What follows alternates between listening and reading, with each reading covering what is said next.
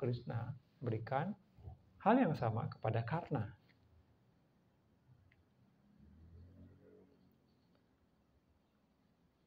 Karena diberikan, Karna ini ambil semua ini, serahkan kepadamu, kamu lakukan apa yang terbaik dari pemberianku ini. Mungkin kamu bisa bantu orang dan sebagainya. Setelah Krishna pergi, karena kemudian panggil orang-orang, kemudian karena mengatakan, ya, siapa yang butuh ini silahkan ambil. Jadi tidak ada lagi bermacam-macam ya, berbelit-belit, birokrasi dan sebagainya. Dan satu hari selesai. Nah, jadi karena sama sekali tidak khawatir tentang hal itu. Kemudian contoh yang lain lagi. Ketika Karna dihentikan dalam sebuah perjalanan oleh orang yang tua, ya kan? Seorang pendeta tua. Seorang pendeta tua itu pura-pura seperti dia butuh sesuatu, ya, sangat memerlukan sesuatu. Kemudian Karna bertanya, "Hai pendeta, kamu butuh apa?" "Wah, aku sangat memerlukan sesuatu yang sangat penting." "Iya, kamu butuh apa? Aku akan bantu. Kamu adalah seorang pemimpin spiritual. Bagiku, engkau pun adalah seorang guru." "Iya, tapi bisa nggak kamu nanti membantu aku?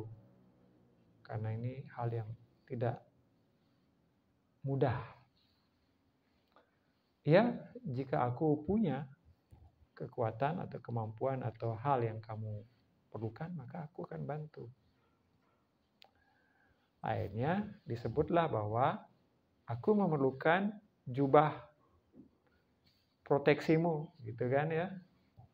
Jadi karena itu punya jubah proteksi.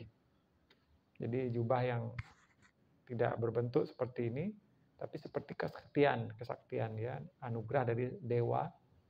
Dia nggak bisa dilukai sama sekali oleh apapun.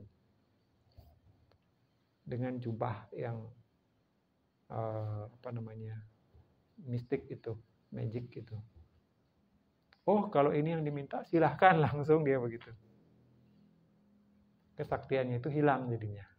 Padahal dia sedang menuju ke Kurukshetra, mau berperang. Itu yang bisa melindungi dia, tapi karena dia sudah berjanji, dia tidak pernah berpikir ulang lagi. "Oh, maaf, ini saya mau perlu dan pakai dan sebagainya." Karena udah kata-katanya muncul, diambil, silahkan.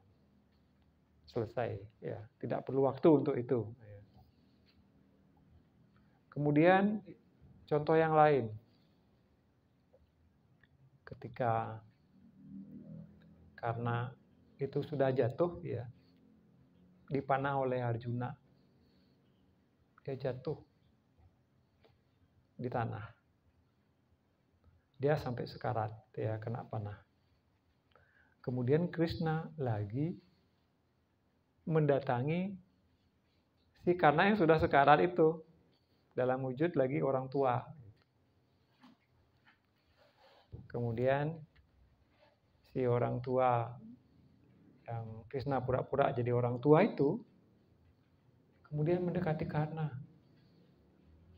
"Oh, aku haus sekali. Aku membutuhkan air." Kemudian Karna mengambilkan air untuk dia. Kemudian, "Aku ingin meminta sesuatu kepadamu, boleh? Apakah boleh?" Gitu.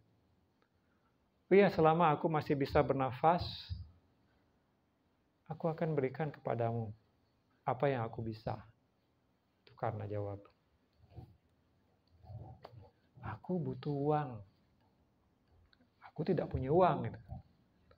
Tapi kamu punya emas." Orang tua ini tahu bahwa karena tuh punya gigi emas, gigi palsu. Oh, ini yang kamu mau, silahkan. Dia kemudian ambil batu, dia lagi sekarat nih. Dipatahkan gigi emasnya. Cabut ya, tapi pakai batu ya. Atau alat yang ada di situ. Kemudian dia berikan tuh si orang tua itu. Kemudian orang tua itu mengatakan, aduh ini apa ini? Isi ludahmu kotor sekali gitu kan. Kotor sekali, ini emasnya emas tapi kotor ini isi ludahmu. Si Kana tidak protes, tidak berpikir macam-macam. Kemudian dia panahnya, kemudian dia panah yang sakti itu, dia panahkan ke tanah, muncul air mancur. Ini bisa menyucikan kembali, ya air dari dalam tanah ini menyucikan kembali barang yang kotor. Ya, jadi sampai sejauh itu karena lakukan sampai dia benar-benar nafas-nafas yang terakhir, dia tidak pernah menarik kembali kata-katanya. Atau tidak pernah berpikir negatif ketika dia ingin memberi. Nah, itulah contoh ya salah satu kehebatan dari Karna. Jadi siapakah pelayan yang sejati? Ya Karna. Dibandingkan dengan yang lain, tokoh-tokoh kesatria yang lain, Karna itu adalah pelayan yang sejati. Meskipun di balik itu seharusnya dia bisa lebih bijak ya ketika misalnya orang tua meminta jubah kesaktiannya, dia bisa bilang, oh saya akan berikan. Cuma tidak sekarang. Saya pinjam dulu sebentar ya. Habis itu saya pakai, saya akan kasih. Jadi kan masih. Tapi dia bahkan tidak berpikir sejauh itu. Dia sudah nggak ada seperti ego bahwa saya harus hidup, maka saya punya ini. Tidak perlu lagi ditunda, bahkan saya butuh sekarang, tapi diminta, saya kasih juga. Nah itu lagi membuktikan dia itu memang sudah begitu ikhlas. Ya. Egonya kecil sekali. Ya itu contoh, jadi seorang sadaka itu perlu belajar melepaskan ego. Nah sekarang apa yang diminta? Kalau Krishna dalam wujud orang tua itu meminta kesaktian, meminta gigi emas, meminta dan sebagainya. Terus sadaka kita ini apa? Ya diminta oleh Baba. Diminta oleh Baba, oleh guru kita, lakukan pelayanan, ya, terutama melalui apa yang sudah beliau berikan wadahnya, yaitu melayani untuk menyebarkan dan menginspirasi makhluk-makhluk di jalan spiritual. Tentu dalam artian itu juga melayani kebutuhan fisik, kebutuhan mental, dan sebagainya. Yang tujuannya pada akhirnya semua orang menuju kepada pencapaian spiritualnya. Ya bisa berjalan di jalan spiritual. Jadi kita harus siap untuk memberikan segalanya tanpa nanti, oh nanti dulu saya nggak punya waktu sekarang, nanti kalau sudah saya pensiun, nah gitu misalnya. Atau nanti kalau saya sudah punya tabungan banyak, nanti saya akan kasih. Ya tidak harus menunggu itu semua. Ya mungkin beda jumlahnya, ya karena saya masih sibuk, ya tapi saya berusaha untuk memberikan waktu luang. Pasti ada, nggak mungkin nggak ada waktu. Atau uang, oh nggak punya uang sama sekali, ya mungkin ada, tapi mungkin ya Kang uang 10.000 gitu misalnya. Tidak mungkin harus nunggu, wah agar saya punya ini itu dulu bisa beli ini besar, baru saya bisa bantu. Nah, jadi itulah yang, karena waktu kita nggak tahu apakah kita masih ada nanti, dan apakah memang benar nanti kita punya lebih ya. Bahkan nanti diambil lagi nanti. Yang sudah sedikit mungkin kita merasa punya waktu, semakin sedikit udah diambil ya waktu kita, pasti semakin mungkin waktu kita di dunia ini semakin banyak, pasti semakin sedikit. Tuh, jadi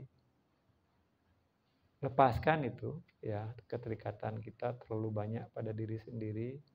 Lakukan sebisanya, semampunya sekarang, bukan lagi menunggu-nunggu, dan berikan yang semampunya mulai saat ini. Demikian juga melakukan sadhana, itu memberikan waktu. Ya, sadhana itu kan memberikan waktu.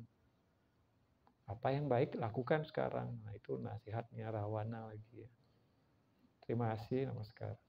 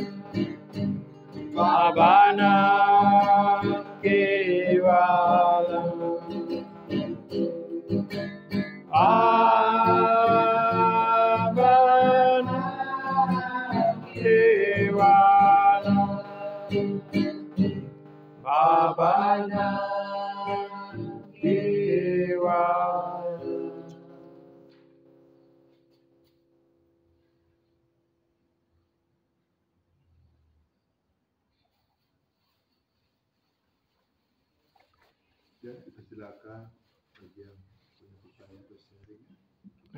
Silakan. Namaskar, saudara. Namaskar. Dalam ajaran Bapak, Purusa dan Yama, kita harus wajib melayani. Yang dimaksud melayani itu ada yang wajib melayani dan yang tidak wajib itu yang gimana? Dan apa alasannya yang harus wajib dan yang tidak wajib?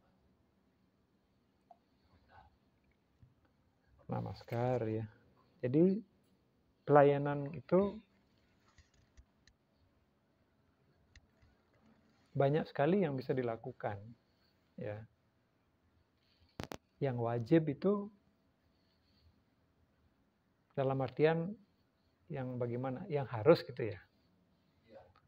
Ya, pelanannya yang harus.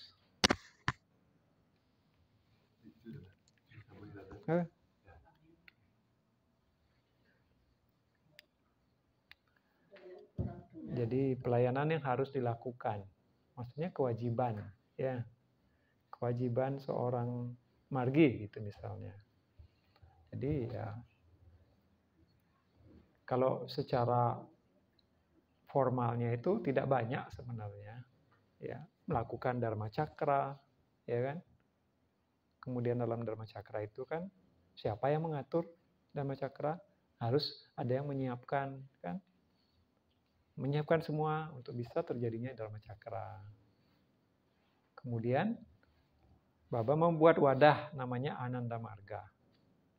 Sebuah institusi organisasi. Wajib itu margi itu mendukung institusi ini agar bisa eksis, ya, kemudian bisa melakukan kegiatannya. Ya, jadi kalau rumah institusinya nggak ada, lemah, nggak punya kekuatan, ya nggak bisa jalan.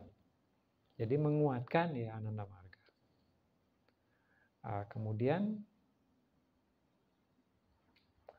satu hal yaitu Baba sebenarnya memberikan, ini jarang kita berikan ya. Baba juga membuat sebuah aturan formal sebenarnya untuk melakukan sewa keuangan, yaitu 2%. Ya, kalau di agama lain itu ada ya, ada yang 10% bahkan ya, ada yang 5% ya. Kalau di Ananda Marga, Baba katakan 2%. Itu minimal maksudnya. Minimal 2% dari pendapatan. Ya. Itu wajib itu sebenarnya, tapi wajib dalam artian ya sesuai dengan kesadaran kita untuk mengikuti. Ya.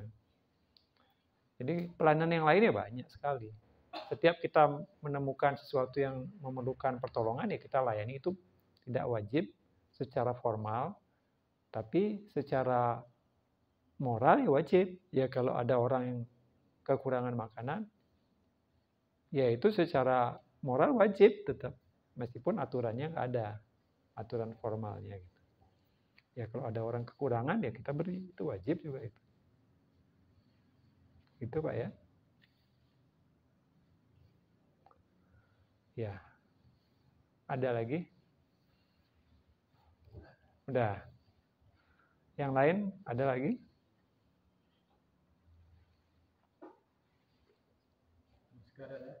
Namaskar. Kaitan dengan suasana di tadi, pentingnya pasrah tadi ya, tanpa memikirkan apa-apa lagi dilakukan dengan bersikap. Tapi Baba juga punya saya menekankan untuk menggunakan WWK. Nah, itu bagaimana dalam menerapkan antara WWK dengan pasrah.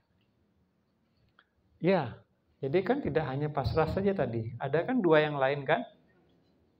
Nah, pariprasna. Jadi contohnya tadi karena itu kalau saja menggunakan WWK-nya kan jubahnya tidak dikasih atau ditunda. Iya, ya Baba juga menyatakan begitu. Jadi dalam contoh itu karena pun sebenarnya bisa lebih bijaksana gitu. Jadi karena untuk dia juga melakukan dharmanya dalam peperangan, ya dia bisa tunda. Namun itu tidak mengurangi nilai kepasrahannya. Ngerti nggak?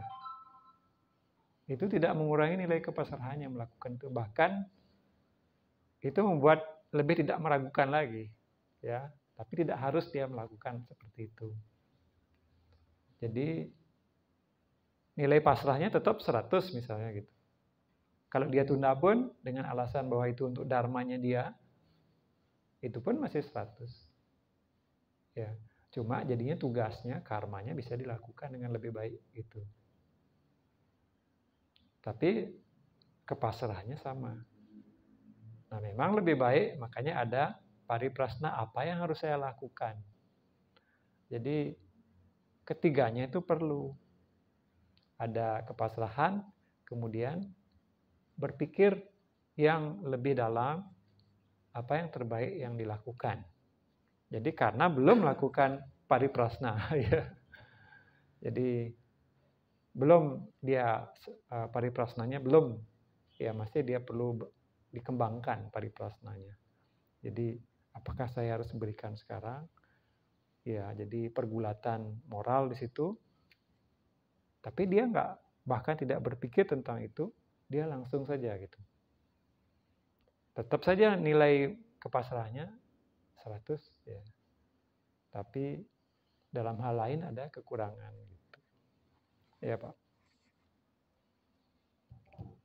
Sudah kira-kira? Ya. Namaskar.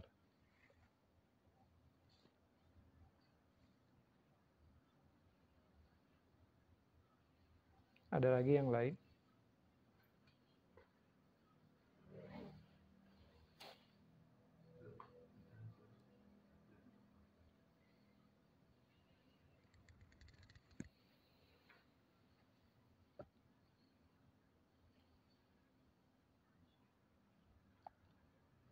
Oke, ya kalau nggak ada, cukupkan sampai di sini.